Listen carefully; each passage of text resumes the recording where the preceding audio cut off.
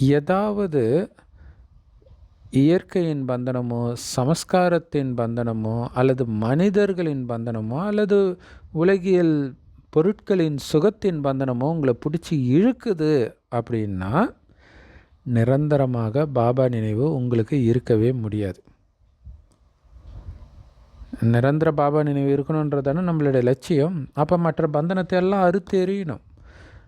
அதனால தான் நீங்கள் பிள்ளையார் கோயிலில் பிள்ளையாருடைய கையில் கோடரி இருக்கும். எல்லா இந்து தெய்வங்கள் கையிலுமே ஏதாவது ஒன்று கட் பண்ணுற ஒரு ஆயுதம் இருக்கும்.